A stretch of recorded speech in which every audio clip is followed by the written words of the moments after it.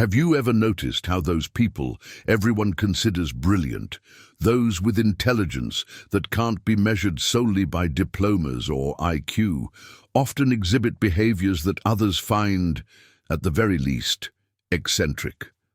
That friend who needs to listen to the same song hundreds of times before she can concentrate on work. That colleague who can only think straight when walking in circles around the office. That woman you admire who has completely specific rituals before doing anything important, rituals that to others seem like superstition or meaningless eccentricity.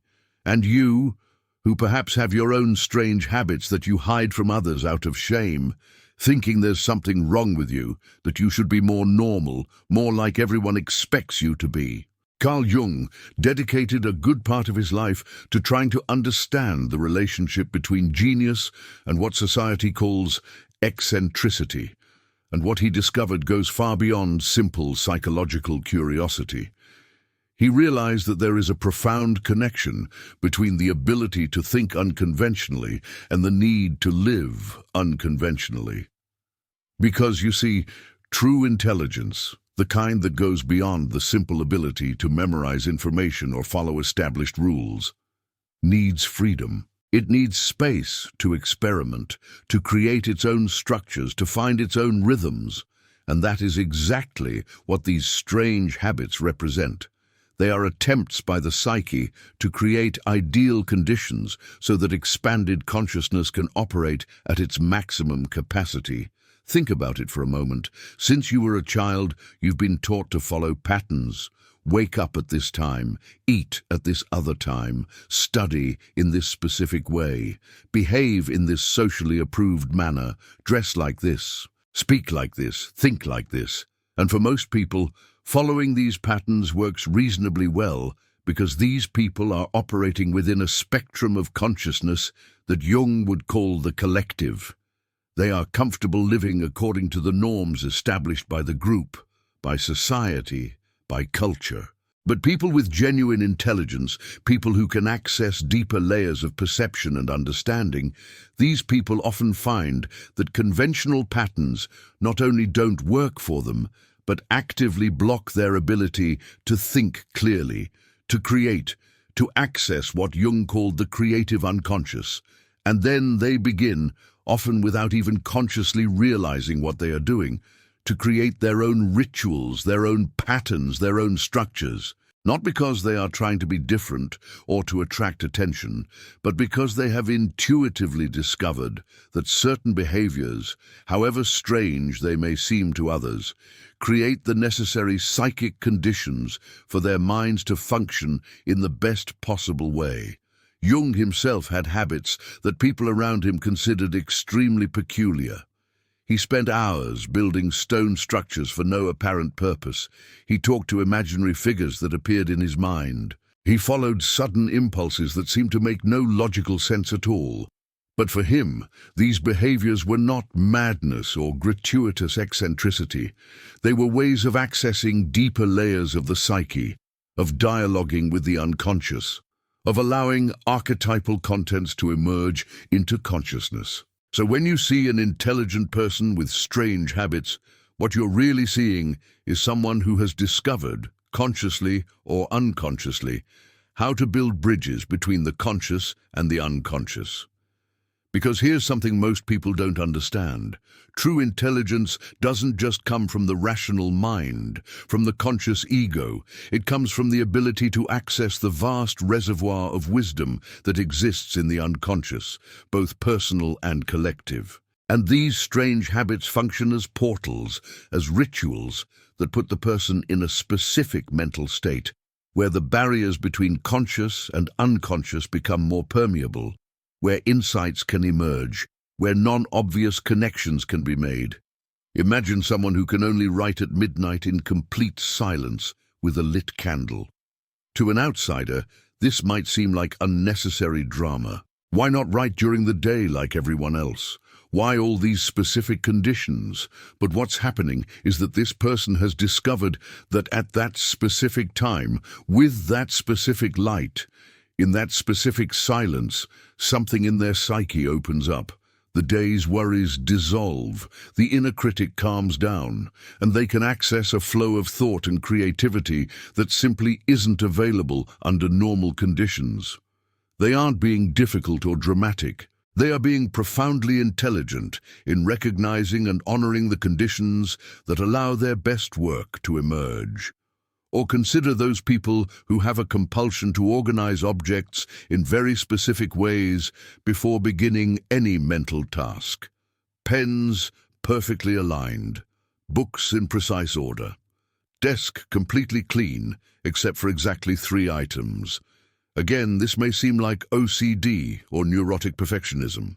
But what is often happening is that the act of organizing external space is serving as a ritual to organize internal psychic space. It's as if the mind needs to see order in the external environment to be able to create order in the internal creative chaos. Jung spoke a lot about synchronicity, about how the internal and external are constantly mirroring each other. And for people with very active, very complex minds, creating external order can be a crucial way to create the conditions for internal order to emerge from chaos. There is also the type of intelligence that manifests itself through constant movement. People who can't stay still, who need to be walking, moving, doing something with their hands while they think. Our society tends to pathologize this, especially in women, calling it anxiety, hyperactivity, and inability to concentrate. But often the opposite is true. Movement is not hindering concentration, it is enabling it. Because for some people, mental energy needs a physical outlet. When the body is in motion, the mind can move too. It can jump from one idea to another. It can make connections that wouldn't appear if the person were immobile. Jung observed this in himself, how some of his best insights came during long walks, not despite the movement, but because of it. And then there are those people who have very specific eating rituals. They eat the same thing for breakfast every day, for years, or they can only work after drinking exactly 2 cups of coffee, prepared in a very particular way, or they have absolutely rigid meal times. Again, this may seem like unnecessary rigidity, a lack of spontaneity, a boring life. But what is often happening is that these people have realized that decisions about food, about what to eat and when to eat, consume mental energy that they prefer to reserve for more important things. So they eliminate these decisions, create automatisms, free up cognitive space for what really matters. Steve Jobs was famous for always wearing the same clothes. Obama did the same thing. Not because they were poor in spirit or lacked creativity, but because they understood that each small decision consumes a little of their capacity to make important decisions. Jung had a fascinating concept he called inferior functions. The idea is that each person has dominant psychological functions, ways of processing the world that come naturally, and inferior functions, ways of processing that are more difficult, more awkward. And very intelligent people often have extremely developed dominant functions, an incredible ability to think abstractly, to see patterns, to make complex connections. But their inferior functions may be surprisingly underdeveloped. So you might have a woman who is brilliant at work, who solves complex problems with astonishing ease, but who at home needs to follow extremely detailed lists to accomplish simple household chores, or who needs very rigid routines because without them she is completely lost in the practical demands of daily life. This is not a character flaw. It's not laziness or incapacity. It's simply how the psyche works. Mental energy has to go somewhere, and when you're using most of it to operate at very high levels of abstraction and complexity, there's less left to deal with the mundane, the practical, the concrete. And strange habits, rigid routines, specific rituals. They serve as support structures that allow a person to navigate the everyday world without having to divert much energy from the mental activities that are their true strength. It's a form of psychic efficiency, even if it seems the opposite to an outsider. There's also something profound about the relationship between intelligence and sensory sensitivity. Jung observed that people with more complex psyches often have more sensitive nervous systems. They perceive things that others don't, sounds that others automatically filter out, lights that others don't even notice, textures, smells, temperatures. And when your nervous system is constantly processing all these stimuli, you need to create very specific conditions to be able to think clearly. So you have people who can only work with headphones blocking out all external sound, or who need a precisely certain ambient temperature, or who can't stand certain clothing textures, not because they are spoiled or demanding, but because their heightened sensory sensitivity means that these details that others ignore are, for them, intensely present and potentially disturbing. And there is something even deeper happening with these strange habits. They often serve as ways for a person to maintain contact with non-rational parts of themselves, with what Jung would call the transcendent function, this capacity of the psyche to integrate conscious and unconscious, reason and intuition, logic and symbolism. Because very intelligent people run a particular risk of becoming excessively identified with their rational mind, with their analytical capacity. And when this happens, they disconnect from other equally important forms of knowledge: intuitive knowledge, bodily knowledge, emotional knowledge. Strange habits, especially those that seem to make no logical sense, can be ways for the psyche to rebel against this excessive rationality, ways of keeping the channels open to other forms of knowing. When you see someone who needs to touch specific objects before leaving home, or who talks to themselves while solving problems, or who needs to draw while listening, what you're seeing may be someone intuitively keeping multiple processing channels open simultaneously, because true intelligence isn't linear. It doesn't work like a computer processing one thing at a time. It's holistic, multi-dimensional, operating on multiple levels at the same time. And these behaviors that seem strange or unnecessary may be ways of engaging different parts of the brain, different forms of consciousness, allowing insights to emerge from unexpected places. Jung used to tell a story about how some of his most important discoveries came from dreams, from synchronicities, from seemingly random moments that were actually full of meaning. And he could only access these moments because he maintained an openness to the irrational, to the illogical, to that which the rational mind would reject as coincidence or nonsense. His strange habits, his personal rituals, were ways of cultivating this openness, of signaling to the unconscious that he was available to receive its messages, even when they came in unconventional ways. There's also a question of profound authenticity here. Truly intelligent people often realize, on some level, that much of what society considers normal is actually arbitrary.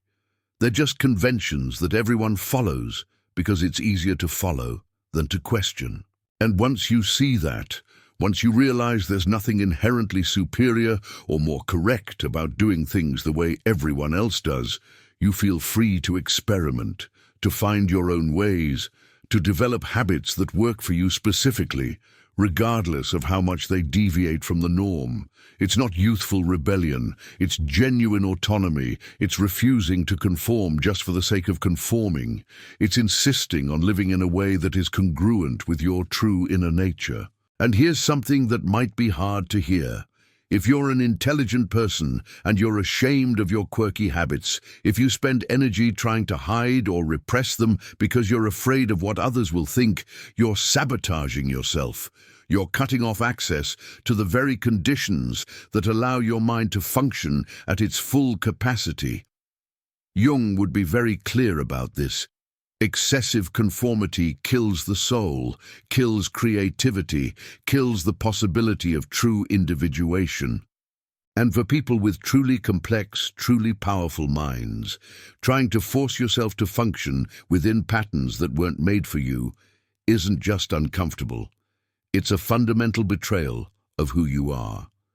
Think about how many brilliant women spend their entire lives trying to appear normal, trying to hide their eccentricities, trying to fit into molds that were never designed to accommodate the breadth and complexity of their minds. They learn to laugh at their own quirks before others do. They minimize their rituals, their specific needs, their unique ways of processing the world. And in the process, they diminish their own brilliance, limit their own potential, because they are spending so much energy trying to appear normal that there is not enough energy left to be extraordinary. Jung would say that this is a failure of individuation, choosing the socially acceptable persona instead of the authentic self. And the price of that is high. It's depression. It's anxiety. It's a chronic feeling of living someone else's life. It's that persistent feeling that something is fundamentally wrong, even when externally everything seems right. Because you can fool others, you can even fool your conscious mind for a while, but you can't fool the unconscious. It knows when you are betraying your own nature, and it will exact that price in ways you may not even recognize as connected. So what do you do with all this? How do you honor your strange habits, your peculiar needs, your unique ways of functioning without becoming completely socially dysfunctional? Jung would suggest it's a matter of conscious discrimination.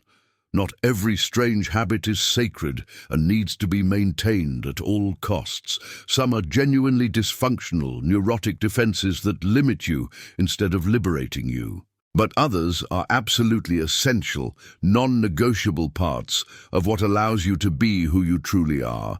And part of the work of deep self-knowledge is learning to distinguish between the two. Ask yourself, does this habit serve me, or do I serve it? Does it create conditions for me to function better, or is it a prison that keeps me trapped?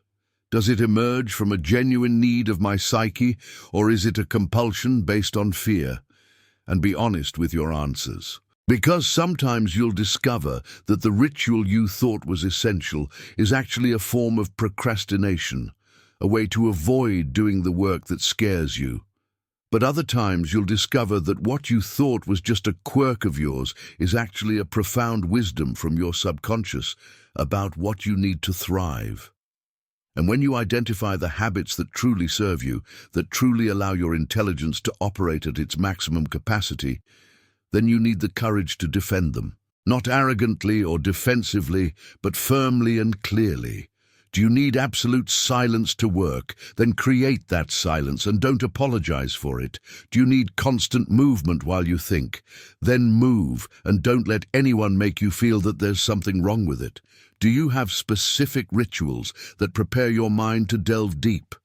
Then honor those rituals because they are sacred, they are portals to your own greatness. Jung had a beautiful phrase, "The least interesting person is the one who tries to be interesting." What he meant is that genuine authenticity, being truly who you are without apology, is infinitely more valuable than any performance of normality. And for intelligent people, being authentic often means having habits that others will find strange. And that's okay. More than okay. It's necessary, because the world doesn't need more normal, average, conformist people. The world desperately needs people who think differently, who see differently, who create differently. And these people often need to live differently in order to think differently. So yes, intelligent people have strange habits. And not despite their intelligence, but because of it. Because true intelligence requires freedom. It requires authenticity. It requires the courage to create your own structures, instead of just inhabiting the structures that others have created. And if you are one of those people, if you have your own peculiar rituals, your own specific needs, your own unique ways of navigating the world, know that you are not alone. Know that this is not a flaw, it is a characteristic. It is evidence of a mind that refuses to be tamed, of a psyche that insists on functioning according to its own internal laws, instead of the external laws imposed by society. And this refusal, this insistence on being authentic even when it is difficult, even when it is lonely, even when no one understands, that is where true genius lives.